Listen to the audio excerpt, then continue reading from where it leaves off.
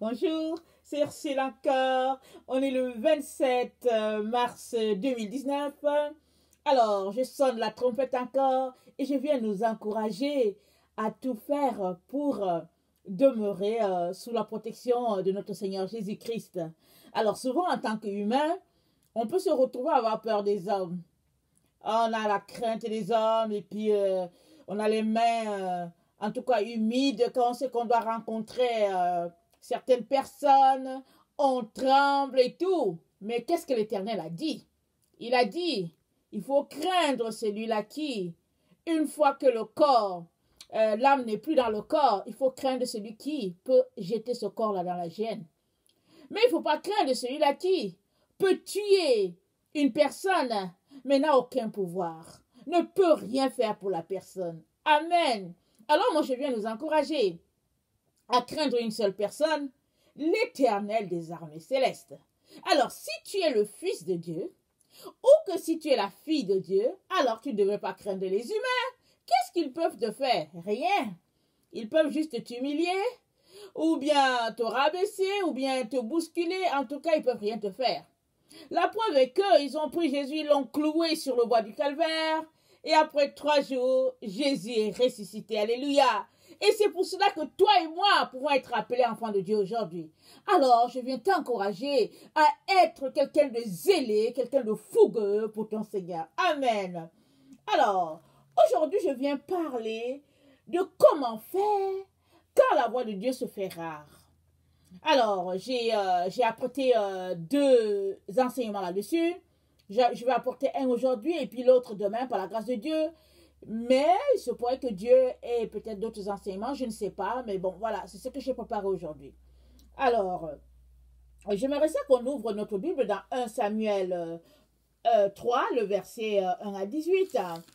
Alors, on va s'étendre là-dessus. On va aussi regarder d'autres passages. Alors, 1 Samuel 3, 1 à 18. Le jeune Samuel était au service de l'Éternel devant Élie. La parole de l'Éternel était rare en ce temps-là. Les visions n'étaient pas fréquentes. En ce même temps, Élie, qui commençait à avoir les yeux troubles et ne pouvait plus voir, était couché à sa place. Et la lampe de Dieu n'était pas encore éteinte. Et Samuel était couché dans le temple de l'Éternel où était l'arche de Dieu. Alors l'Éternel appela Samuel et il répondit, me voici. Et il courut vers Élie et il dit, me voici, car tu m'as appelé. Élie répondit, je n'ai point appelé, retourne te coucher. Et il alla se coucher. Alors l'Éternel appela une seconde fois, l'Éternel appela une troisième fois. Et au verset 7, Samuel ne connaissait pas encore l'Éternel et la parole de l'Éternel ne lui avait pas encore été révélée. L'Éternel appela de nouveau Samuel pour la troisième fois et Samuel se leva, alla vers Élie et dit, me voici, car tu m'as appelé. Élie comprit que c'était l'Éternel qui appela l'enfant et il dit à Samuel, va, couche-toi, et si l'on t'appelle, tu diras, parle Éternel, car ton serviteur écoute. Et Samuel alla se coucher à sa place. L'Éternel vint et se présenta et il appela comme les autres fois, Samuel, Samuel, et Samuel répondit, parle, car ton serviteur écoute. Alors l'Éternel dit à Samuel, voici, je vais faire en Israël une chose qui étourdira les oreilles de quiconque l'entendra. En ce jour, j'accomplirai sur Élie tout ce que j'ai prononcé contre sa maison. Je commencerai et j'achèverai. Alors, je ne vais pas lire tout le reste, mais j'aimerais ça qu'on retourne au verset 1 et 2. Le jeune Samuel était au service de l'Éternel devant Élie. La parole de l'Éternel était rare en ce temps-là. Les visions n'étaient pas fréquentes. Et c'est le verset 1. La parole de l'Éternel était rare et les visions n'étaient pas fréquentes. Et ça, c'est des choses qui arrivent dans la vie de tout un chacun. Alors, il peut arriver que, on n'entend pas vraiment la voix de Dieu soi-même, pas parce que la voix de Dieu est rare, mais c'est tout simplement peut-être qu'il y a un péché dans notre vie, une situation assez, comment on appelle ça, où on est distant de Dieu. Alors, c'est ça. Parce qu'il y a un passage, je pense, dans Ésaïe qui dit, non, la main de l'Éternel n'est pas trop courte pour sauver, ni son oreille trop dure pour entendre. Mais ce sont vos crimes et vos péchés qui mettent une séparation entre vous et votre Dieu. Alors, quand on mène une vie désobéissante, quand on mène une vie loin de l'Éternel, ce qui fait que souvent on l'entend, on ne l'entend pas. Et ça c'est vraiment conseillé d'être toujours proche de la source qui est Jésus-Christ pour pouvoir l'entendre. Et puis souvent aussi c'est une affaire d'étape. Tu nais dans le Seigneur, tu prends du lait, à partir d'un moment tu as besoin de nourriture solide. Et tu as besoin d'apprendre comme Samuel qui a appris à entendre la voix de Dieu. Parce que quelqu'un l'appelait, il ne savait pas c'était qui. Et quand il est retourné vers Élie le sacrificateur, Élie lui a dit la prochaine fois que ça va arriver, voilà, fais comme si. Et à la 4e fois, Samuel a compris que c'est l'Éternel qui écoute et il a fait exactement ce qu'Élie lui a dit. Il a dit que parle l'Éternel, ton serviteur écoute. Alors, souvent c'est une question de maturité, c'est une question de cheminement. Alors souvent aussi, c'est une question d'ignorance. Alors on pense que, on a donné sa vie à Jésus, on ne l'entend pas, et puis bon, on est là, on végète par-ci, par-là, et puis on essaie d'entendre Dieu à travers d'autres personnes. Comme je l'ai dit, la vie chrétienne, c'est une marche en escalier. À un moment donné, tout enfant de Dieu devait s'arrêter pour dire, mais attends, moi je n'entends pas Dieu, qu'est-ce qui se passe? Alors, moi je pense que quand j'avais 21 ans, je me suis arrêtée, j'ai dit, mais il y a quelque chose qui ne va pas ici. Alors, moi, j'ai pris Dieu, je loue le Seigneur, je prends le temps, je lis ma Bible et tout, mais comment se fait-il que moi, je ne l'entends pas? J'ai dit, Seigneur, moi, je ne t'entends pas, mais qu'est-ce qui se passe? Alors, ça n'a pas duré, ça a fait quelques jours, j'ai commencé à entendre Dieu, parce que Dieu a entendu ma voix. Il a entendu mes supplications, parce que moi, je voulais l'entendre. Alors, c'est réservé à tout un chacun. Alors, ne pense pas que la voix de Dieu est lointaine pour toi et qu'il ne peut pas te parler. Alors, exprime-toi devant ton Père et il va te parler. Alors, souvent, les personnes qui n'entendent pas Dieu, ils sont frustrés contre les autres qui entendent. Mais est-ce que tu as demandé à Dieu de l'entendre? Parce que si tu ne t'as pas demandé, ben, ce n'est pas la faute de Dieu. Va demander et tu verras s'il te dira qu'il ne veut pas te parler ou pas. Parce que tu es son enfant. Tu es appelé à l'entendre. Alors, ça, c'est le premier aspect de quelqu'un qui n'entend pas Dieu, peut-être par son immaturité, peut-être parce qu'il y a un péché. Donc, ça, c'est 2 cas déjà. Mais dans le cas de Samuel, dans le cas de l'époque de Samuel, c'est dit que la voix de Dieu était rare et les visions aussi. Alors, il y a quelque chose qui s'est passé avant. Je vais peut-être revenir dessus une autre fois, mais on ne va pas s'étendre là-dessus. Mais toujours est-il que ce texte-là nous dit que la voix de Dieu la parole de l'Éternel était rare en ce temps-là, les visions n'étaient pas fréquentes. Alors c'est dans ce temps-là que Samuel est venu exercer son ministère sur la terre. En passant, la voix de Dieu ou bien la parole de Dieu était déjà rare parce que Israël s'était détourné de l'Éternel et vraiment c'était une situation terrible et la mère de Samuel, Anne, était dans la détresse la plus totale. Elle voulait un enfant, elle était stérile et son mari se tapait du beau temps avec Pénina. Et puis il a dit à Anne, il a dit, écoute, pourquoi tu pleures? Est-ce que moi je ne vaux pas pour toi plus que 10 enfants? Voilà un égoïste, un narcissique qui est assis là. Alors il se tape du beau temps, il a une seconde femme, il a tous les plaisirs et il dit à Anne, bon écoute, prends-moi comme ton enfant et puis imagine que tu en as 10. Je bénis le Seigneur pour les personnes qui sont comme Anne qui dit, écoute là, tu n'es pas ma source, monsieur Elkanah. Tu n'es pas mon Dieu. Tu n'es qu'un homme. Moi, je veux un enfant et je vais aller à la personne qui donne les enfants. Alléluia. Anne est allée à la personne qui donne les enfants. Parce qu'au début, alors, Elkanah lui a parlé comme ça, lui a dit, écoute, je veux pour toi plus que 10 enfants, tu ne vois pas? Et puis Pénina, sa co-épouse, se moquait tout le temps d'elle. Et qu'est-ce que Anne faisait? Anne pleurait. Elle passait son temps à pleurer et à pleurnicher. Mais un jour, elle s'est souvenue qu'elle avait un Dieu. Alléluia. Elle a arrêté de pleurer. Elle a pris un temps pour jeûner. Elle a pris un temps devant l'Éternel et puis pour répandre son âme devant son Dieu. Dieu l'a entendu. Parce que Élie, le sacrificateur, Élie lui-même l'a béni. Il a dit que Dieu t'accorde ce que tu voudras. Alors, je ne vais pas m'étendre là-dessus. Alors, suite à cette bénédiction, Samuel est né. Et nous savons tous que, bon, pour ceux qui ne connaissent pas, peut-être je vais faire un brief.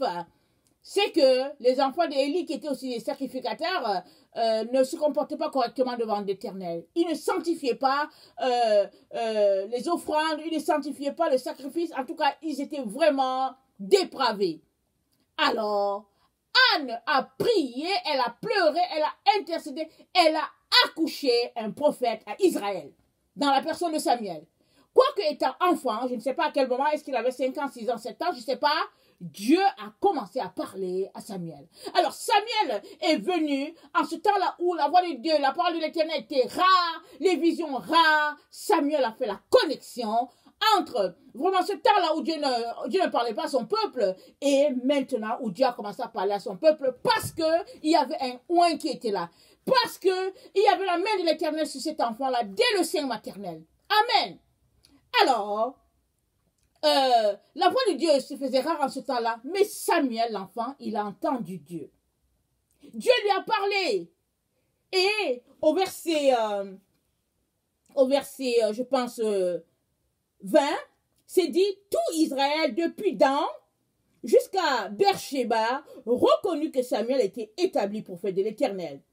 L'Éternel continuait à apparaître dans Silo, car l'Éternel se révélait à Samuel dans Silo par la parole de l'Éternel. Amen. Donc, Samuel était oint et puis Dieu lui parlait.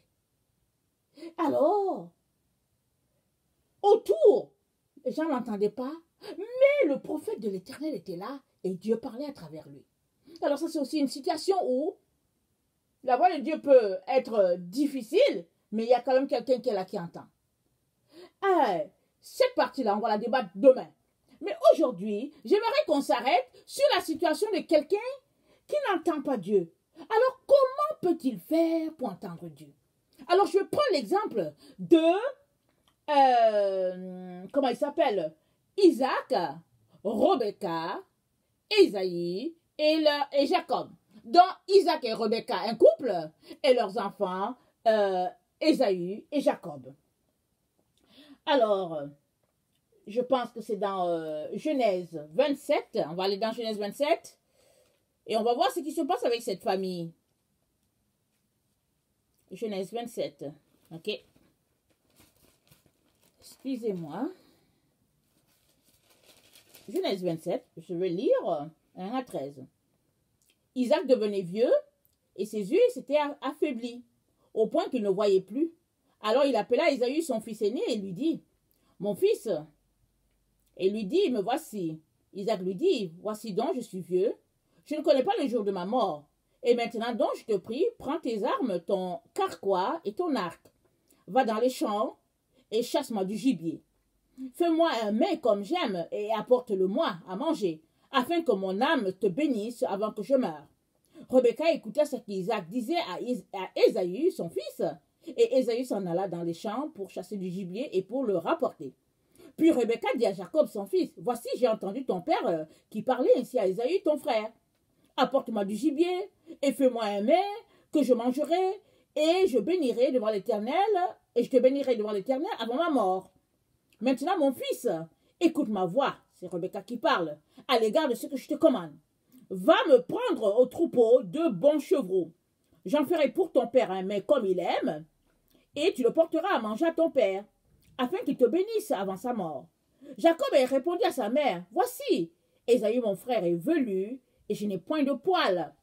Peut-être mon père me touchera-t-il, et je passerai à ses yeux pour un menteur, et je ferai venir sur moi la malédiction et non la bénédiction. » Sa mère lui dit, « Que cette malédiction, mon fils, retombe sur moi. Écoute seulement ma voix et va me les prendre. » Jacob alla les prendre et les apporta à sa mère, qui fit un mets comme son père aimait. Ensuite, Rebecca prit les vêtements d'Ésaü, son fils aîné, les plus beaux qui se trouvaient à la maison, et elle les fit mettre à Jacob, son fils cadet. Elle couvrit ses mains de la peau des chevreaux et son cou qui était sans poil, et elle plaça dans la main de Jacob, son fils, le mets et le pain qu'elle avait préparé. Il vint vers son père et dit, « Mon père !»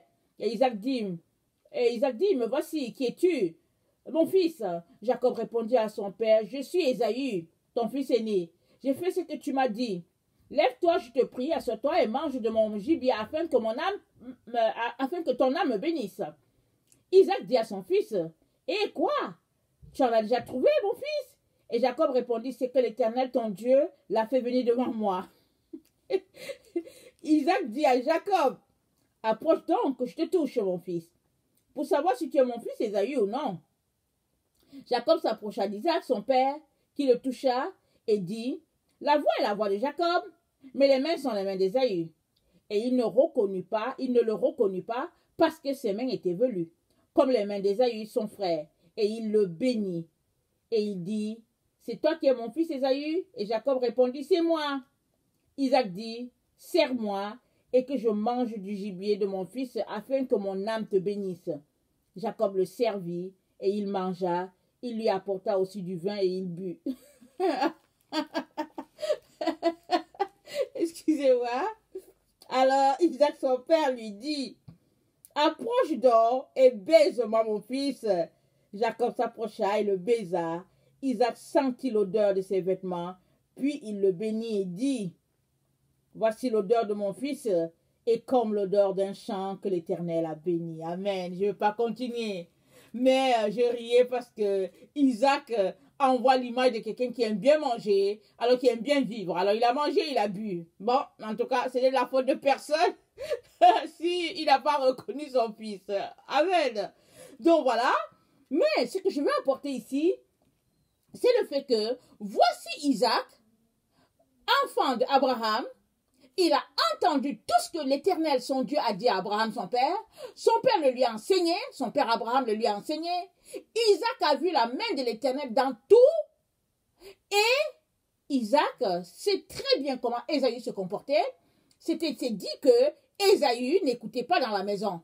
Et il aimait se tenir avec les gens qui ne craignaient pas l'Éternel. Les Haïtiens, pas les Haïtiens, les Héitiens. Héitiens, je pense que c'est Héitiens, ces gens-là qui vraiment marchaient d'une façon désinvolte. Et Jacob restait à la maison. Il était toujours là à la maison. Il écoutait son père, sa mère, et il était studieux. En ce temps, rappelons-nous, il n'y avait pas de Bible. Donc, je ne sais pas s'il y avait des tablettes, des choses écrites à la main sur des tablettes en bois, je ne sais pas. Mais toujours est-il que Jacob s'asseyait à la maison et il aimait écouter l'enseignement de sa mère. Et l'autre, le grand frère, malgré qu'il savait que ses parents n'aimaient pas ça, il était dehors. Mais la loi, ou bien en tout cas leur coutume, disait que Ésaü étant l'aîné, c'est lui qui doit recevoir toute la bénédiction. Alors, Rebecca, elle sait tout ce qui se passe aussi, parce que c'est la mère aussi. Elle sait très bien aussi ce que Dieu a dit à Abraham, et ce que Dieu a dit à Isaac. Et puis, elle voit très bien comment Ésaü se comporte. Et puis, elle sait très bien que son mari est sur le point de bénir, comment on appelle là, Ésaü, malgré tout ce que Ésaü fait. Et Rebecca, qui craint l'Éternel, qui est la femme que l'Éternel a choisie pour Isaac, a dit non, ça ne se peut pas. Elle a dit dans son cœur, ça ne se peut pas. Alors elle a appelé son fils cadet, elle a dit, viens ici, on va lui faire un coup. Surtout qu'il est aveugle. On va faire un coup ici afin de sauver l'héritage de l'Éternel. Alléluia. Elle a vu que l'ennemi était entré dans cette famille-là et l'ennemi voulait tout gâter. Et pour la gloire de l'Éternel, Rebecca s'est levée, elle a dit non, ça ne se peut pas. Je ne peux pas accepter ça. Alors Jacob lui a dit, mais maman, papa va savoir et puis il va me maudire. Et elle a dit, en tout cas, la malédiction n'a qu'à tomber sur moi. Viens ici. On va faire quelque chose là. Alors elle a tout préparé, elle connaît son mari. Elle a préparé les choses comme son mari aime. Et en plus, elle a remis du vin à son fils là pour dire, encore, serre-lui ça. Ok? Alors, regardez un peu, sur quoi est-ce que Rebecca s'est basée pour se comporter comme ça? Parce que comment on appelle ça, les pharisiens, les théologiens, les gens qui sont contre les femmes, et puis les gens qui ont toujours quelque chose à dire là, ils ont dit, oh, Rebecca a menti avec son fils Jacob, Rebecca. Mais Rebecca, qu'est-ce qu'elle a fait? Pourquoi est-ce que Rebecca agit comme ça? Alors, allons-y au chapitre, excusez-moi, je vais remonter un peu loin. Je pense que, attendez, il faut que je regarde mes notes. À moins que je ne l'ai pas noté. Alors, c'est Genèse 27, je pense. Excusez-moi. Genèse 27.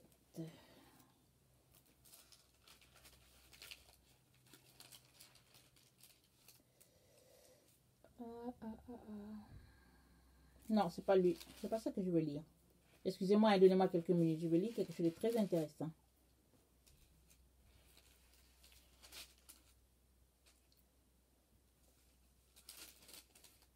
Je ne sais pas pourquoi je ne vois pas le passage que je venais de noter. Voilà, je l'ai trouvé. Alors, donc Rebecca, elle s'est basée sur Genèse 25 à partir du verset 19. Alors, c'est dit, voici la postérité d'Isaac, fils d'Abraham. Abraham engendra Isaac.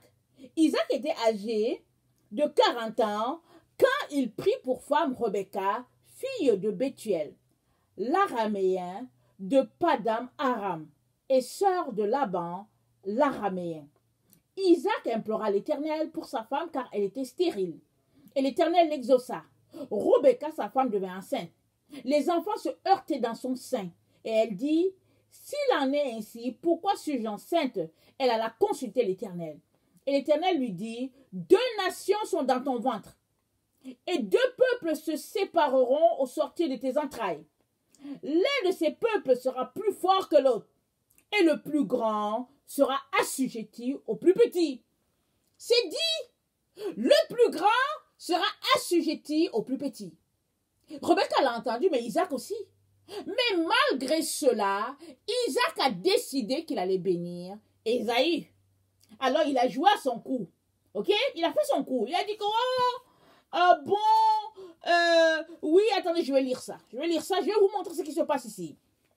Alors, il dit, verset 3, Genèse 27, le verset 3. Maintenant donc, je te prie, prends tes armes, ton carquois et ton arc, va dans les champs et chasse-moi du gibier. Fais-moi un mets comme j'aime et apporte-le-moi à manger afin que mon âme te bénisse avant que je meure. C'est ça qu'Isaac a dit. Hein? Il a dit ça à Ésaü. Mais, regardez, quand on va plus loin, je ne sais pas si c'est au verset 30 ou 32, c'est dit que, je vais le lire, verset 35, à partir du verset 27, Jacob arriva auprès d'Isaac son père à Mamré, à Kirjap, Arba, qui est Hébron, où avaient séjourné Abraham et Isaac. Les jours d'Isaac furent de 180 ans. Il expira et mourut, et il fut recueilli auprès de son peuple, âgé et rassasié de jours, et Ésaü et Jacob, ses fils, l'enterrèrent. Quand Isaac a demandé à Ésaü de venir recevoir la bénédiction avant qu'il meure, ça a duré au moins 14 ans avant qu'il meure. Est-ce que ça, c'est la parole de quelqu'un qui était sur le point de mourir? Isaac n'était pas sur le point de mourir. Parce qu'après que Jacob ait fait le coup à Ésaü, Jacob a fui, il est parti chez son oncle là-bas, il a travaillé au moins 14, il est resté au moins 14 ans là-bas. Parce qu'il a travaillé 7 ans pour avoir Rachel, et on lui a donné Léa, et il a encore travaillé 7 ans encore pour Rachel. Donc, Jacob est resté chez Laban au moins 15 ans. Alors, imaginez quelqu'un qui dit à son enfant, viens, apporte-moi le gibier, je vais te bénir, et puis avant de mourir, 15 ans après, il est toujours vivant. Il y a un problème, n'est-ce pas? Alors, Isaac, c'est lui le problème. C'est pas Jacob. Ça, quand on lit ça, on voit que c'est une famille où il y avait souvent des coups bas par-ci, par-là. Alors, Isaac, il a bien compris ce que Dieu a dit à Rebecca. Il a dit à Rebecca, le plus grand sera assujetti au plus petit. Il a bien entendu ça. Mais comme il aime bien manger les bons repas, parce que Ésaü était chasseur, et il chassait du gibier, on sait combien le gibier est bon. Alors, Ésaü faisait son affaire, il a dit à Ésaü, viens vite, je vais te bénir. Mais bon, Rebecca, qui avait la crainte de l'Éternel, qui voulait préserver l'héritage de l'Éternel, a décidé qu'elle allait faire les choses autrement. Pourquoi? Parce que Rebecca entendait Dieu clairement. Isaac n'entendait plus Dieu. Alors, qu'est-ce qui fait qu'Isaac n'entendait pas Dieu? Il était d'abord intéressé par la nourriture. Il aimait les bonnes choses, il aimait le gibier, il aimait le vin, il aimait... Écoutez, c'est ça là. Et puis, l'attitude d'Isaac me montre, moi, que il n'était pas très content de ce que Dieu voulait faire. Parce que Ésaü est l'aîné, mais Dieu a dit clairement que l'aîné sera assujetti au petit. Alors lui, il a décidé qu'il allait faire les choses autrement, qu'il allait fonctionner selon les coutumes du temps. Il allait fonctionner comme ça, parce que l'aîné, c'est l'aîné, on lui donne la bénédiction. Et en plus, cela, dans sa tête, peut-être s'est-il dit que si Ésaü est l'aîné, au moins, il aura du gibier tout le temps. Je ne sais pas qu'est-ce qu'il a pensé. Mais toujours est-il que c'est Isaac qui voulait faire un coup à l'Éternel. C'est lui. Dieu a dit une chose, lui, il a pensé qu'il ferait autre chose. Alors il a dit, oh, je suis vieux, et puis va chercher ceci pour moi, viens, je vais te bénir. L'Éternel aussi a entendu. Rebecca a regardé bien tout ce qui se passait avec son fils aîné. Elle a dit, non, ça ne se peut pas. Déjà, il est revenu de ces balades-là, il a eu faim, et puis, il a demandé le potage à Jacob. Et Jacob, comme il a été mesquin, Jacob a dit non, est-ce que tu me donnes ton droit d'aînesse? L'autre a dit, ok, qu'est-ce que tu veux que je fasse avec? Il a vendu son droit d'aînesse. C'est lui, Ésaü, qui a vendu son droit. Jacob a demandé, vends-moi, et puis il a vendu. Alors aujourd'hui, il veut faire comme si, il n'est pas responsable de ce qui lui arrive. Alors, on va lire cela. Il a passé son temps à se plaindre. Les gens qui se plaignent tout le temps. Ouais, ici, ça me fait mal à l'épaule. Oh, c'est au genou que ça me fait mal. Oh non, c'est sur la tête. Et puis, les gens qui passent le temps à se plaindre sans s'arrêter, qu'est-ce que Dieu est en train de faire? On va regarder ça. Alors, Genèse 27, le verset 35. Isaac dit, ok, c'est Ésaü qui revient et il se rend compte que Jacob a pris la bénédiction. Ok, alors Isaac lui parle. Ton frère est venu avec ruse et il a enlevé ta bénédiction. Ésaü dit, est-ce parce qu'on l'a appelé du nom de Jacob qu'il m'a supplanté 2 fois? Il a enlevé mon droit d'aînesse et voici maintenant qu'il vient d'enlever ma bénédiction. Et il dit, n'as-tu point réservé de bénédiction pour moi? Isaac répondit et dit à Ésaü, voici, je l'ai établi ton maître. Je lui ai donné tous ses frères pour serviteurs. Je l'ai pourvu de blé, de vin. Que puis-je donc faire pour toi, mon fils? Ésaü dit à son père, n'as-tu que cette seule bénédiction, mon père? Bénis-moi aussi, mon père. Et Ésaü éleva la voix et pleura. Et Isaac, son père, répondit et lui dit, voici, ta demeure sera privée de la graisse de la terre et de la rosée du ciel d'en haut. Tu vivras de ton épée et tu seras asservi à ton frère. Mais en errant librement ça et là, tu briseras son joug de dessus ton cou. Ok. On revient au verset 36. Ésaü dit, est-ce parce qu'on l'a appelé du nom de Jacob qu'il m'a supplanté 2 fois? Il a enlevé mon droit d'aînesse et maintenant qu'il vient d'enlever ma bénédiction. Et il lui dit, et n'as-tu point réservé de bénédiction pour moi? Regardez, Ésaü ne s'arrête pas. Il ne s'arrête pas pour se repentir. Il ne s'arrête pas pour réfléchir et pour dire, ah, mais qu'est-ce qui se passe? Oh là, c'est vrai, je lui ai vendu mon droit d'aînesse, c'est vrai, papa et maman m'ont dit de ne pas me tenir avec les gens de ce coin-là, mais je ne les ai pas écoutés, c'est vrai, voilà, il n'a jamais reconnu son tort. Tout ce qu'il a fait, il accuse encore Jacob, mais est-ce que, parce qu'on l'a appelé Jacob, il accuse ses parents, qui l'ont nommé Jacob, et puis il accuse Jacob. Il m'a supplanté 2 fois, est-ce que c'est parce qu'on l'a nommé Jacob? Regardez, la situation, elle est là. Elle est là. La faute n'est pas à Jacob. Dieu avait déjà dit que Jacob dominerait sur son frère, sur son grand frère. Dieu l'a dit. Mais Isaac pensait qu'il allait supplanter Dieu. Il a simulé la personne qui était sur le point de mourir. Il dit, oh, viens, je vais te bénir. Mais l'Éternel étant éternel, ce qu'il a déclaré ne changera pas. Amen. En tout cas, il a agi dans le cœur de Rebecca. Et Rebecca a appelé Jacob, il a dit, viens ici. Viens ici. On va sauver l'héritage de l'Éternel. Alléluia. Parce que c'est comme ça. Quand tu entends la voix de Dieu, Tu ne marches pas selon les mensonges de ce monde. Tu ne marches pas selon la duplicité. Tu ne marches pas selon l'obscurité. Tu marches selon la vérité. Parce que quand l'Esprit de Dieu est en toi, tu marches selon la lumière. Amen. Les gens du monde, ceux-là qui ne craignent pas l'Éternel, ils veulent toujours faire des micmacs. Mais quand Dieu est en toi, ce qui prime, c'est la volonté de Dieu. Amen. Rebecca a décidé que c'est la volonté de Dieu qui va s'accomplir parce que la puissance de Dieu éternel agissant en elle. Alors, comme Isaac a mis en place son plan, Rebecca aussi a mis en place son plan. Et Dieu qui est Dieu a fait régner le plan qui avait l'approbation de l'Éternel. Amen. Alors c'est comme ça qu'il faut voir les choses. Maintenant, pourquoi est-ce que Isaac, qui est un enfant de miracle, qui a été couché sur un bûcher par son père, et puis l'Éternel a pourvu avec un agneau pour le sacrifice, comment se fait-il que Isaac est rendu là? Qu'est-ce qui se passe? Comment on appelle ça? Il ne clique pas. Est-ce que c'est parce qu'il était devenu aveugle qu'il avait perdu aussi la vision spirituelle? Rien à voir. Est-ce que c'est parce qu'il aimait manger les bonnes choses? Est-ce que c'est parce qu'il avait tant d'amour pour son fils aîné? Mais qu'est-ce qui se passe? Je ne sais pas. Dieu seul sait. Donc je ne veux pas m'étendre là-dessus.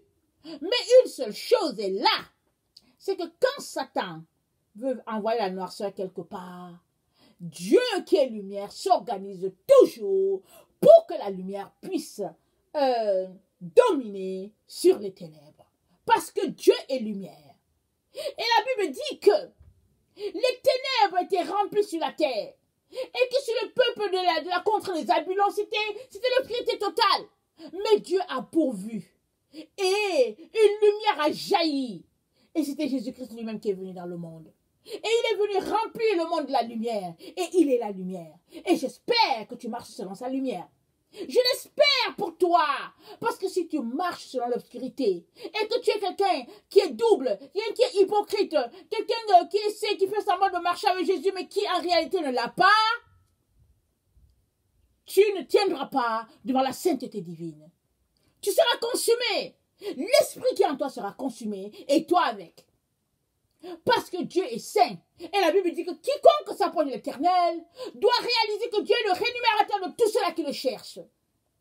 Et la Bible dit aussi, recherchez la paix et la sainteté sans laquelle nul ne verra Dieu. Alors tu devrais craindre, tu devrais trembler. Parce que ce Dieu-là, il est le Dieu qui assure la justice et la droiture sur la terre. Et il y a personne de souillé qui pourra se tenir devant lui. Alors si tu n'entends pas la voix de Dieu, remets-toi en question.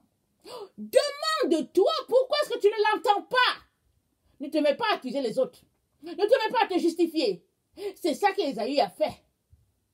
Et puis bon, il a accusé ses parents. Oh, est-ce que c'est parce qu'on l'a appelé Jacob? Et puis bon, et puis mais à qui la faute? Dès le départ, Ésaü n'écoutait pas ses parents. Il aimait se tenir avec les gens qui ne craignaient pas Dieu. 2, il a vendu son droit d'aînesse à son petit frère. Et puis bon, finalement, donc voilà. 3, il était là. Et puis insoucieux, il est allé épouser les femmes que ses parents ne voulaient pas. Et puis il a fait beaucoup de peine à sa mère. Sa mère a réfléchi, elle a dit, attendez. L'héritage d'Abraham, le serviteur de l'Éternel, celui-là à qui Dieu a dit qu'il va donner toute la terre entière. Mais si je remets cet héritage-là à cet enfant-là, Ésaü-là, mais non, ce sera foutu. Je vais le remettre à Jacob.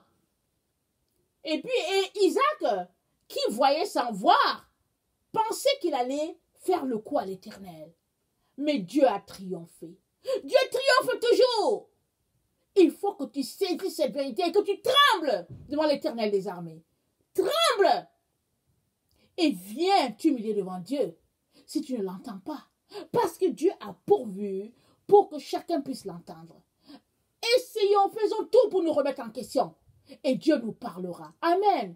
Demain, je vais apporter une seconde vidéo sur le même thème.